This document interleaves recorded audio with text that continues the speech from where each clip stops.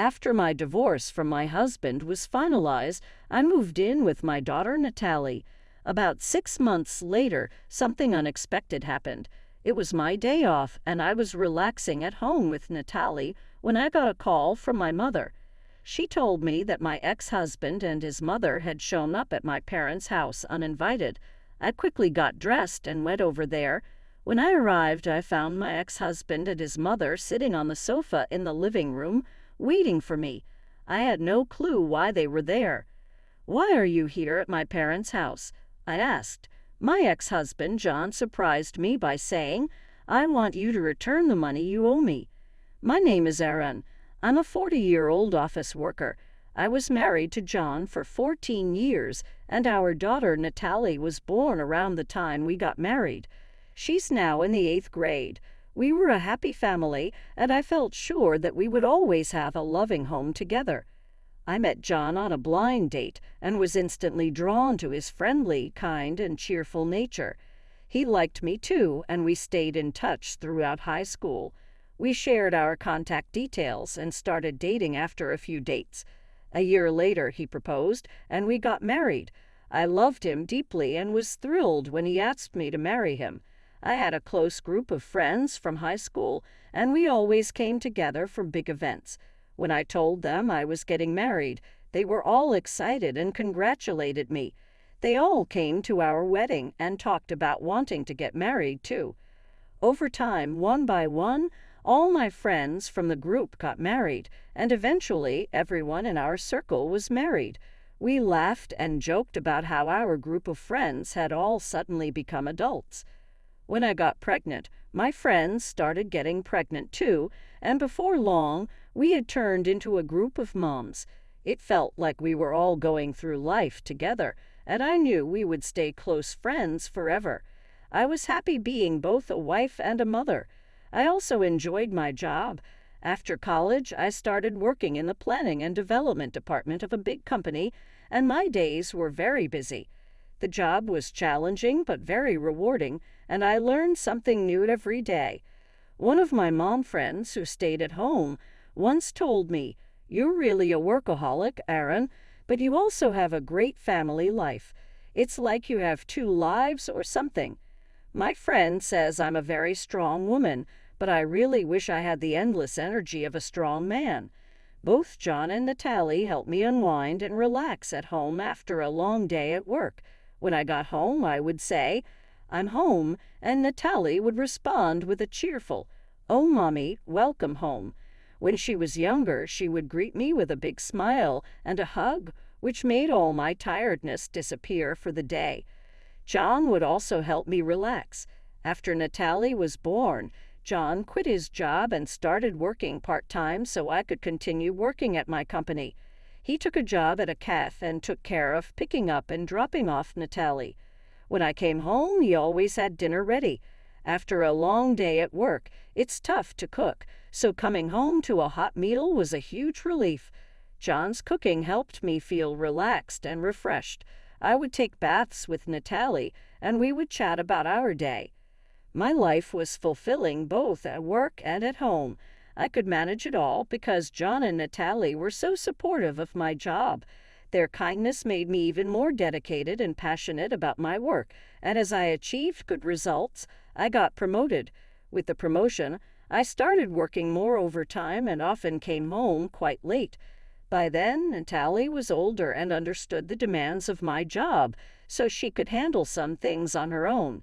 John also began working more hours at the cafe.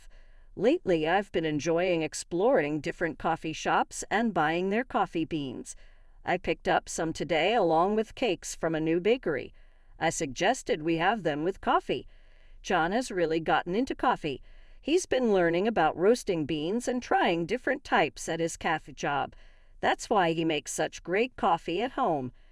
John and Natalie were both very understanding about my dedication to work, but I didn't notice that our family was slowly starting to drift apart. I first realized something was wrong when Natalie came to me with a concern. "What's up? You wanted to talk about something?" I asked her. "Well, the other day when I went to see a movie with friends from school, I saw Dad with another woman," she said. I was shocked. Natalie continued, "They weren't holding hands or anything, but they seemed a bit close. Lately, I've noticed Dad talking a lot on the phone before you get home. Sometimes he's so focused on his phone that he doesn't really listen to me. He looks happy while on his phone. At first, I thought he was texting or talking to you, but after seeing him with that woman, I'm starting to wonder if he was talking to her instead." Natalie looked really sad as she spoke. She was already in middle school and sensitive to these kinds of issues, so I knew she wouldn't be able to handle this alone. I was also shocked. The thought that John, who I believed always put Natalie first, might be having an affair was heartbreaking. "I'm so sorry, sweetie. I didn't realize we were making you feel this way. I've been too focused on work, haven't I?" Natalie reassured me. "No, it's okay that you work hard, Mom. Don't feel bad about that." I was grateful for her understanding words. "Thank you, Natalie. I'll talk to your dad about this. If it turns out he's having an affair, I think I'll have to get a divorce. Is that okay with you?" She nodded. "I don't like the idea of Dad having an affair. Just knowing that and still being with him would make me feel bad." Seeing Natalie so upset made me realize how much I had neglected my family. I knew I needed to get to the bottom of this issue, especially since Natalie had the courage to bring it up. I hired a private investigator to look into John's possible affair. The results were shocking. John was indeed having an affair, just as Natalie said, and there was photographic evidence to prove it. What stunned me the most was who his affair partner was: Stacy, one of my high school classmates and a member of our mom's group. I was more surprised by this betrayal from a friend I trusted than by John's affair itself. Stacy, a stay-at-home mom and the last to marry in our group, had a young child of her own, yet she was involved with John and neglecting her own child. When I saw the evidence, I was overwhelmed and couldn't move for a while. If I hadn't been alone in my room, Natalie might have stumbled upon those photos, causing even more turmoil in our family. I wasn't ready to confront John yet, and I definitely couldn't let Natalie see these pictures. I took a deep breath to calm myself down. Then another friend from the mom's group told me she had changed jobs, which gave me the idea to suggest a get-together.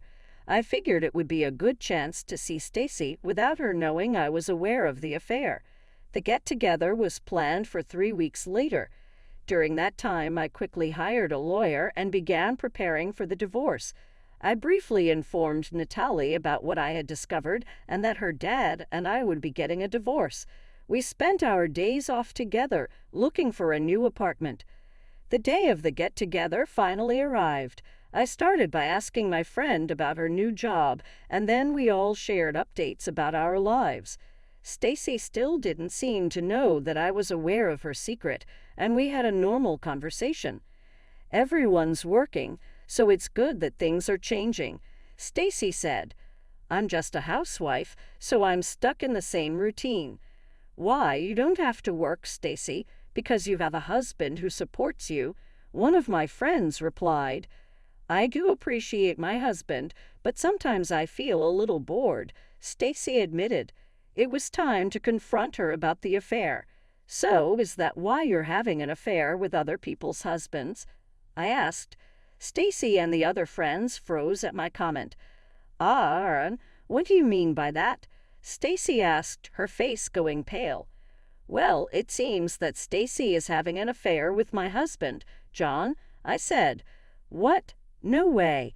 You must be joking," the other friend said, trying to defend Stacy. Since my friends were protecting her, Stacy took advantage of it. "That's right, Aaron. What are you talking about all of a sudden?" "You must have confused me with someone else," Stacy said, trying to deflect. "Oh, really?" I replied. "Then why don't you all take a look at this?"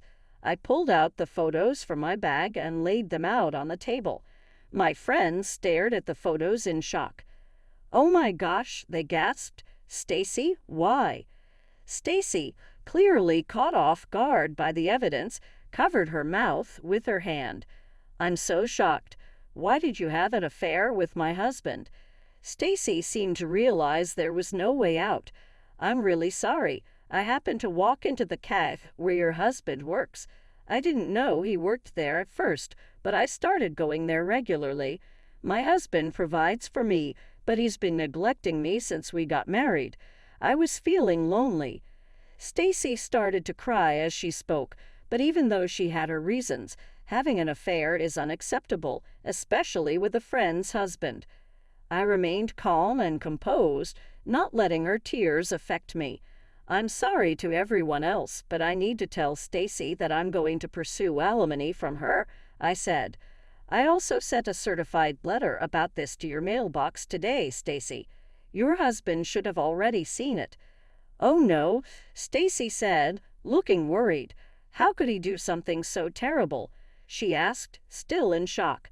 "It's far worse to have an affair with a friend's husband when you're married and have a child of your own. You need to face the consequences and make amends for what you've done," I said. Stacy turned pale and nodded. One of my other friends added, "We really can't trust you anymore, Stacy." We left the restaurant, leaving Stacy behind. Now that I had dealt with her, it was time to confront John. I was pretty sure Stacy had already contacted him about what happened.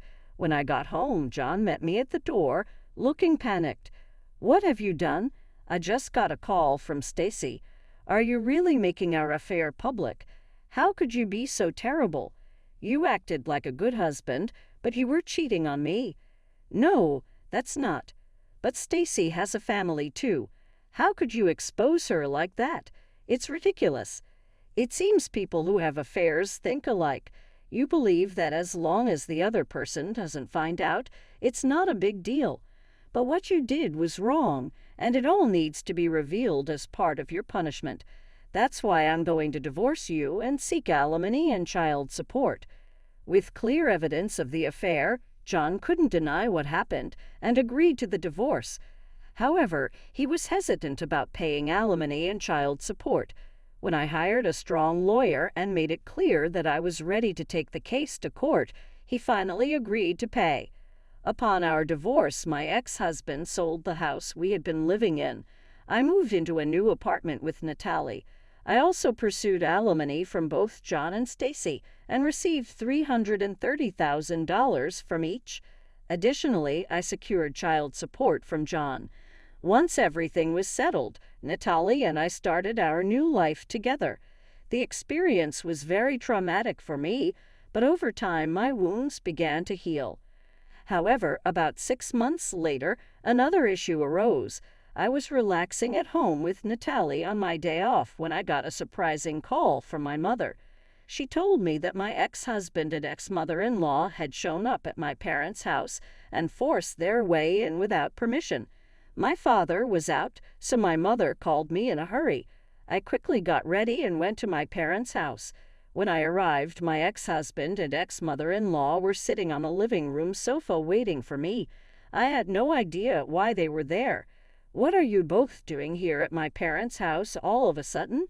I asked. My ex-husband then shocked me with his next words. "I want you to give me back the money you owe me." "Huh, I never borrowed any money from you. I paid $155,000 for our wedding. Remember, you were the one in charge of the wedding, so that money was lent to you. Now that we're divorced, you're claiming it was all a fraud.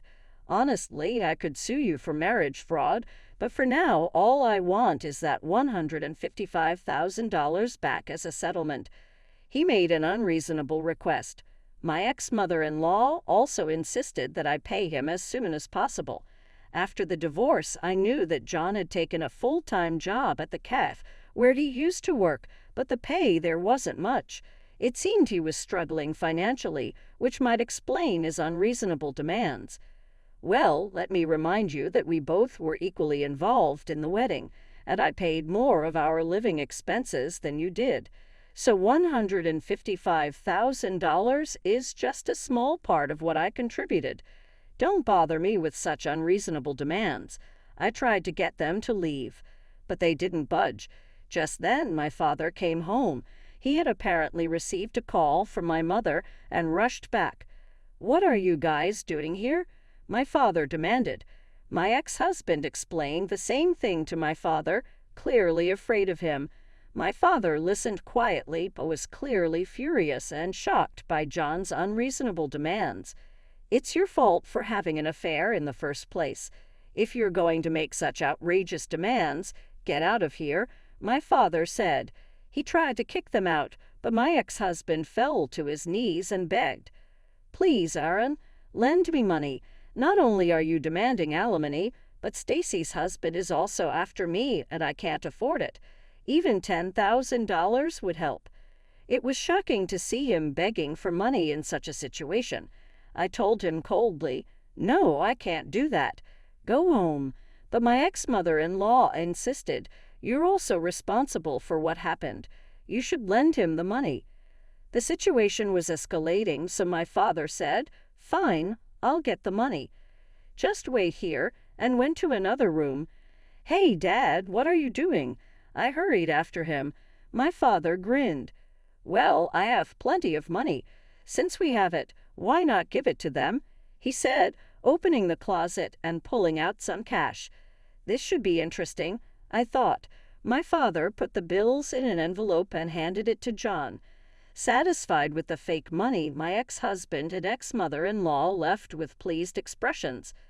As soon as they were gone, I locked the door and called the police. The two must have realized the money was fake as soon as they stepped outside, because they came rushing back, banging on our front door. "Hey, what's going on? This is Monopoly money. I don't want this fake cash," John shouted angrily. I laughed and responded through the door, "Since we have so much money, I thought I'd share it with you." John exclaimed, "You've got to be kidding," and started banging even harder on the door, kicking it with his feet.